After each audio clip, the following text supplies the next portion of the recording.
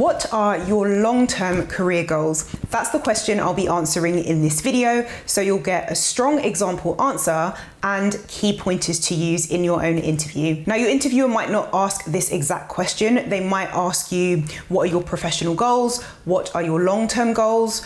What are your career goals and aspirations? What are your career goals? Or what are your career aspirations? It's also similar to where do you see yourself in 5 years, which I've answered in this video on the top 22 common interview questions and answers. But you can use the same answer for most of these questions. So be prepared to answer in any of those formats so you don't get caught out in your interview. I'm Amri Celeste, an interview coach and HR recruitment specialist with over 11 years of hiring experience.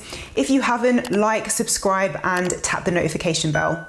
So this is an explorative interview question. The interviewer wants to find out about your career plans and how the role they're interviewing you for fits into that. So bear that in mind. I have heard candidates say in the past things like, this is a good place to start, but long term, I want to do something else. Or even once I heard, I don't really want to work, I plan to move abroad, but I'm just saving up in the meantime. And the issue with these answers should be obvious, but just to be clear, you have to imagine if you were hiring someone. So option one is someone excited, committed to a long-term career, invested in the team, the company, and you. Or option two is someone who is just using the job as a stopgap and could leave at any time. Now, you've probably guessed correctly, but just for clarity, after conducting thousands of interviews, I can confirm that hiring managers and interviewers almost exclusively go for option one. There are a few ways that you can structure your answer to this question to make it really impactful. So one way is by sharing your motivations and your interest in that line of work, and you can share your ideal goals at this point too, then linking it to what attracted you to apply for the job. So you're then linking it back to the person the interviewer wants to attract. And then you want to end with where you see yourself in the future. So it could be the next 3 to 5 years, could be the next 5 to 10. But if you do it this way, you're ensuring that you've answered the actual question. So you're sharing your career goals over the long term, which is the question, what are your long-term career goals?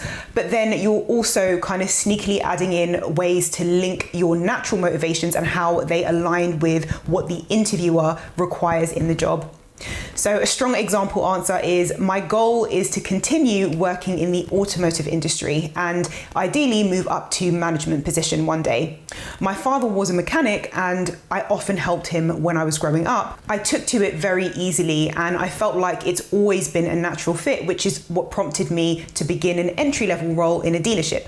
Now, one of the biggest mistakes when answering any interview question about career goals, career aspirations, or professional goals is giving an answer that is lackluster. It's just, one day I want to become qualified or I want to become a manager, with nothing really to make it memorable. So the interviewer hears this tons of times a day. So make your answer engaging by including your personal interests, a bit of the backstory, and why you're interested in the role. So this first part of the answer here, where it says, I often help my father, includes a bit of a backstory. Not a long childhood story, but it still adds context to the goals you're about to share.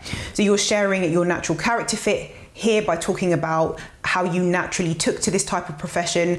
It can be any profession. I'm just using automotive as an example.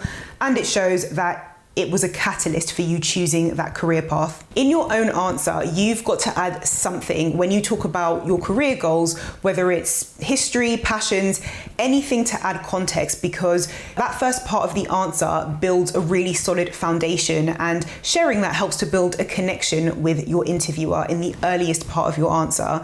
They get to understand more about you. So here's the next part of the answer. I've now done that for 5 years, and I would say in the next 3 to 5 years, I'd like to work my way up to management, which is one of the things that attracted me to this role. Now, this second part includes moving up in your career, but if your personal career goals don't include moving up or getting promoted, don't feel obligated to include that. In fact, I highly recommend you don't include it, because if the employer hires you, they may expect you to develop leadership skills along the way or get involved in projects that would position you for a leadership role. And if it's not what you want, it would make the day job really unpleasant. So you can share your alternative goals like getting qualified in your career, branching out to related areas in the wider department or business area, developing specific specialist skill sets within your profession, like project management, for example. So, for example, in HR, it's quite normal to branch out and develop skills in specialist sub-professions like employee relations or resource planning. Another could be growing your professional network, internally and externally, by attending events and building up contacts. Or it could be something as simple as just wanting a fulfilling and rewarding career in a supportive team and a great company. So what you're doing with this second part here is you're answering the main question with a quick one-sentence answer. You're saying, long term, in the next 3 to 5 years or so, I want to move into management. Then you're bringing it back to why you're a fit for the role, because you're saying there's something in the role that has made me feel that this would be a match for that particular career goal I have. So when you're saying it's one of the things that attracted me to this role, then you're bringing it back to why you're a fit for the role, because you're saying there's something in the role that has made me feel that this would be a match for that particular career goal I have, when you're saying it's one of the things that attracted me to this role. Then it goes on to say, I noticed in the job description you were looking for someone with lots of new ideas, who's ambitious and wants to grow in their career. This is another thing I highly recommend you include in your answer. Anything that starts with "I noticed on the job description" will show that you have prepared for the interview and you're paying attention to specific areas of the job, which is a huge plus. When you start to link your examples and passions to what you noticed on the job description, it's very difficult to go wrong, because there's no danger that you will share something irrelevant and lose the interviewer's interest. It's all related to what they want. So here's the last part of the answer. Last year, I came up with some changes to boost profitability. I introduced a no haggle policy, renegotiated better prices with suppliers, and implemented a new pricing strategy. This increased profitability by 8%. I would be really excited to come up with new ideas in a position like this, along with continually developing my career. I would say those would be my career goals over the long term. So there's a really strong area in this last part of the answer here.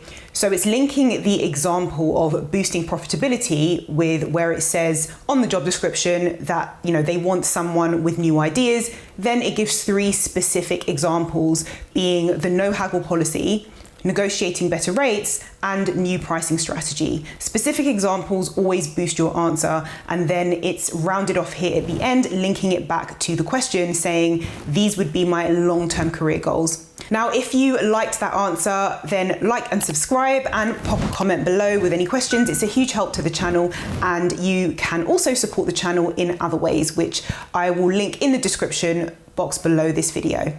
If you struggle with tough interview questions and answers, you can grab a copy of this free guide. This guide is packed with example answers and interview tips for your job interview to boost your interview skills. So it includes answers to difficult questions like, why should we give you the job? What's your greatest weakness? How do you handle pressure at work?